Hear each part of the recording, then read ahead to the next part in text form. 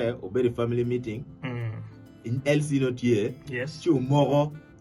Ni, wan ba wamera ngan makomana yo dowa. Kilo Mario, lato po wero dako, nyo wero dako, nyo wero mon, nyo wero guak, mon. Yes, mon, yes. Yes, wero mon. Then, wero lutino. Lutino en, nyingi en, mwakagi en, megi gi en, ka guak wero gi mon mapapat. Then, lato guak wero wori neng mano kwe chen, tikuman.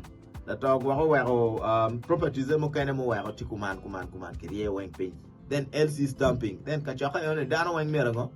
Gukat gudin minutes yone gukariye chingi. Then initial minutes yone inibiro kerengo ikot ke warga pango pa LC.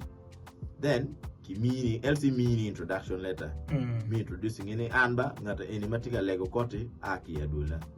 Then in the actual application. And now gin mo kene mana tamane ameri eneni letters of administration peke miyu kingat ma pay ki death certificate and kumberi court district ni death certificate ma kemiro ni ma aki nira death certificate enoni mapat kon kilo me aki nira bene giti offices gi mapat pat. Yes. No miri ni kam ki kwene ka ngat eno ta ki I think nira has I think district 20k office ko. Yes. In each district In I each think district. there is near office. So ka ngata eno kuano rwen kama ki yiro ye nyo kama ta ki ye ino chere gamongo death certificate. Of course pol process eno chaka ki death notification. Boro Yes, either you are yat kama ngata no ta ye nyo kis ko ngata no ta ki gang sub county no notification death notification form ino tie.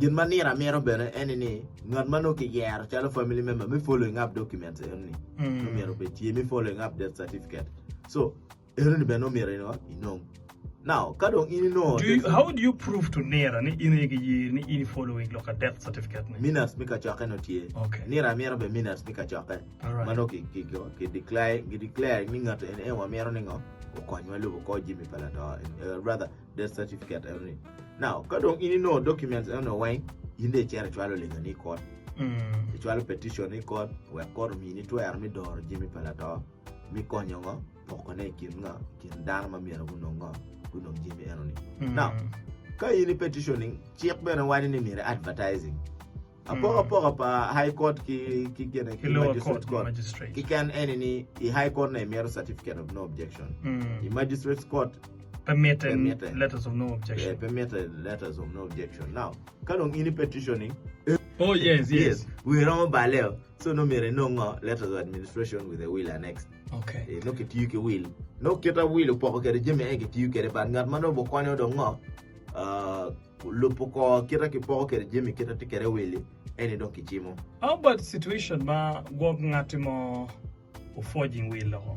Pian issues new cases of such nature do kin pay matek mada jomo kene romo nungo warga mangar mo cholo doge gi logo le weng enuni loka chekwa tiu yeni nin kanso now forgery ti bal madiri pa chep manano lo kumbal the first step ma mire team ki bet ne will ki forging any no mere reporting in police pian is a police case it's a crime reporting bal chako ki reporting in police reporting police until the time mangat applying for letters of probate no pay no challenging ki court pian food application mama eno chwalo pere right and you did actually no permanent executor food petty executor kado chwalo petition ne mero don ki chime chala executor chi chere lodging caveat ni will ma uno ti meta ki lodging ki mi probate ti will mati forge. Okay. Then court will reject the application. Then undo chero battling in court. Alternatively, bene carry food ngata po applying.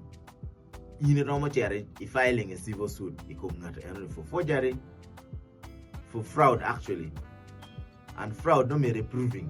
Ingat any fraudulent charongo or forging the will particulars per fraud at A B C D E F. So iromo chere doro for fraudulently acquiring the will.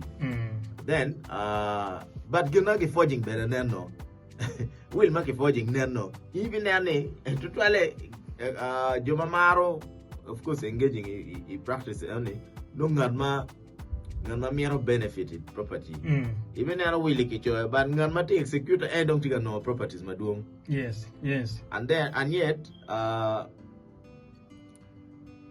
ngarma no mero no benefit pere but of course J wills mo kene willy ma inki even na wa ki forging but not reality pala to. I'll give you an example. What you will more city card sometime back in 2018. Muzee ni notiki lutino maromo a beach. Lutini wanti gangi. Muzee no beru gangi no kene. Ukwoge no kene.